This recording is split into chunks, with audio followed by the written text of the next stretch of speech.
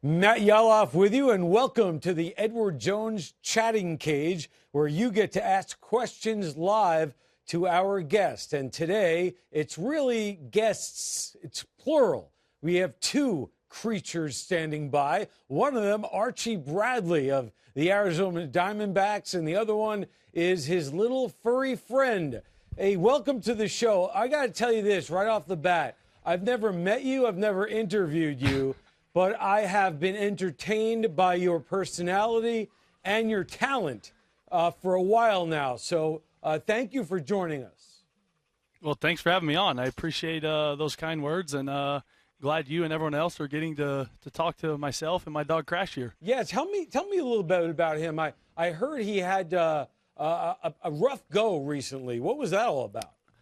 Yeah, recently about, I don't know, probably 3 weeks ago now, I returned home from a Saturday night game and went to my backyard, and Crash was not there.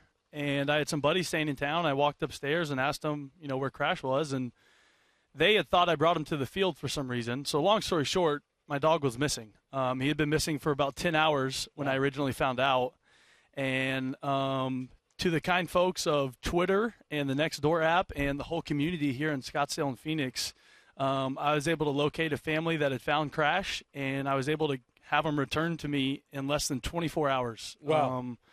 Which was amazing. I mean, I know people who've lost dogs and things like that, and the thoughts that go through your head, and as close as we are, I mean, we've been together every day for 5 years straight. So to say I was worried is an understatement. So to have him back and hopefully never leave my side again. All right, well, bring him to the mound. Let him pitch.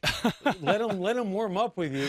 So let me ask you now about a transition here from Crash to a team that is competing for a division title. Very different than last year, right? Dodgers were way out in front. You guys got in through the wild card. A different deal right now in 2018. How much fun is that? It's very fun. And not just the Dodgers, the Giants, the Rockies. Even though the Padres record doesn't show it, they're a team that gets better every time we play them. And so, this whole NL West is so tight and separated by so little games that every day you come to the yard, you know that this game could be the game that makes a difference at the end of September. So it's almost, not playoff atmosphere yet, but the weight of these games day in and day out are going to hold a huge impact on this divisional race. Yeah, it's going to be a whole lot of fun. We have a fan question coming up right now. We have a fan joining the chatting cage. What is your name and what is your question? Hi, I'm Addison, and I was wondering where your favorite place to eat was in Phoenix.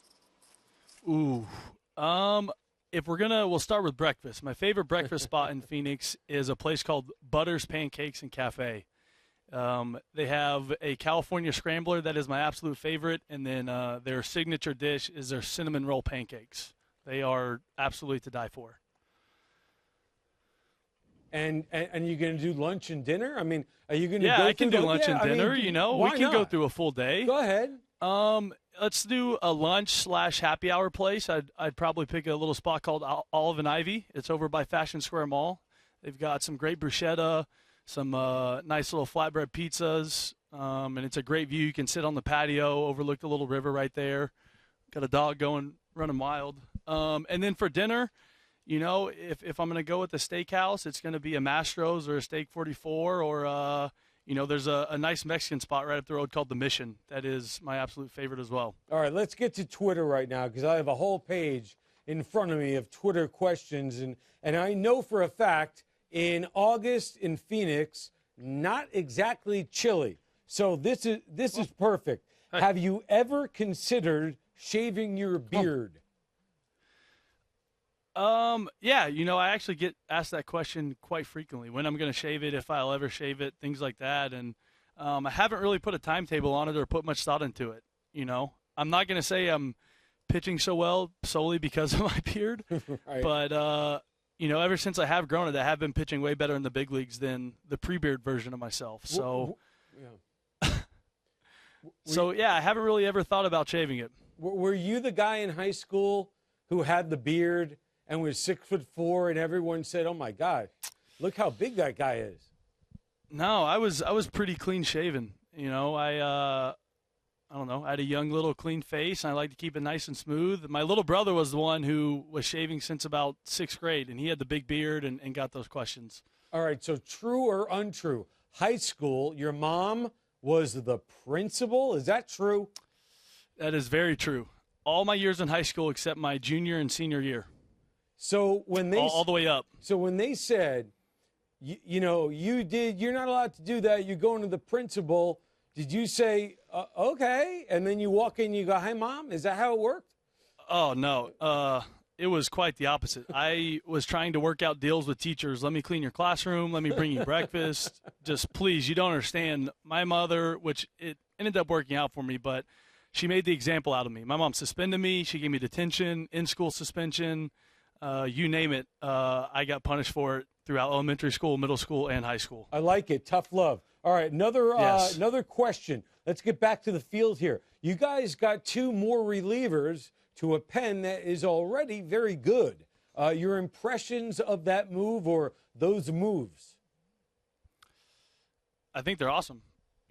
I think you see the way baseball's trending when it gets to the playoffs with the way the pen is used, the matchups, and especially here in the National League with pitchers having to hit, the constant double switching and things like that. And when you add guys that are elite arms, have thrown in huge situations in the past, closed games, been set up men, to a group of guys that have held their own pretty good so far this season, it makes us as a pen believe in ourselves even more. And then as a team, adding Escobar and the trades they made, it just shows that not only us but our front office and everyone here kind of believes in us really trying to make a run here. All right, I like it. We have a fan, again, another fan question. Tell us your name and ask whatever you want to ask. Hi, I'm Joseph from Long Island, and what's your favorite ballpark to pitch in? My favorite ballpark to pitch in, I'm sure a lot of guys say this, but I'm going to have to say Wrigley Field.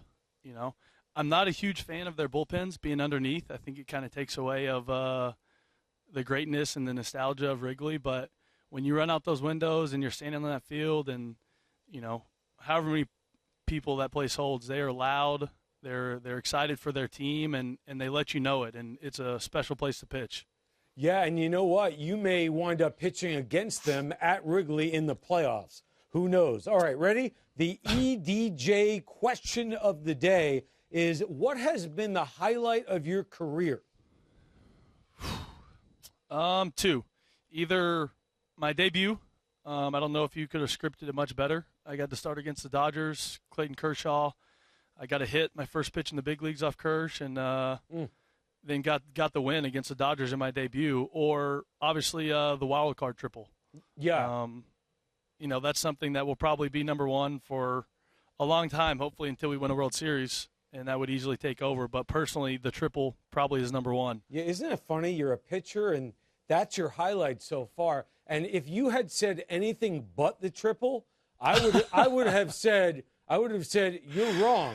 It's the triple. I try to downplay it because I know I get my teammates swear me out for it all the time. It was a cool moment, but they're kind of tired of hearing about it. They give me crap for it quite a bit, so I try to downplay it as much as I can. All right. Another fan question right now here on the Edward Jones chatting cage. Give us your name and your question. Hi, my name is Jeff, and I was just wondering how the nickname Hollywood came about. It wasn't as if everyone called me that. I didn't have it my entire life, but starting throughout middle school into high school, I always had coaches, always had certain teammates that just called me Hollywood, said I did things a little flashy, that they always could see me, out in Hollywood with the famous people, and it's just something that kind of stuck. And as I got more into high school, it kind of caught on more and more. And then, we had the opportunity for Players Weekend to throw a nickname on there, and I thought it'd be pretty cool to go with something from way back. I'm going off topic on you here. Not like I haven't been doing that for the last 10 minutes, but when Ziegler got to ride the bullpen cart as the first Diamondback ever to do that, how peeved were you that it wasn't that they didn't pick you? I'm still gonna, even though it wasn't regular season, I technically was still the first person. I did it in preseason. I did it against the Indians at home here at Chase the first night it was available. So if you want to be technical, But, I was happy for someone to use it. I kind of feel bad that no one's really gotten in it so far. But, we kind of had the thing going where if it's not broke, don't fix it. And so, no one had really been taking it in. We've been throwing the ball really well all together. And our fans do a great job when we come in the game of really getting loud and showing us their support and how pumped they are for us to come in the game. And I think for me, the cart kind of took that away. I really like hearing those fans when I jog in and being part of the environment. Yeah, well, the environment right now for you is about 115 degrees. So it's hot. I'm sorry I keep wiping the sweat off, but you got to find your dog. I don't know where your dog went. He's underneath. He's out. All right, yeah. He's smarter than you. He left. So we're going to say goodbye. Archie Bradley, thank you guys for being in the Edward Jones chatting cage. And hey, good luck and stay healthy the rest of the way. I'm Matt Yaloff, and I'll see you next time.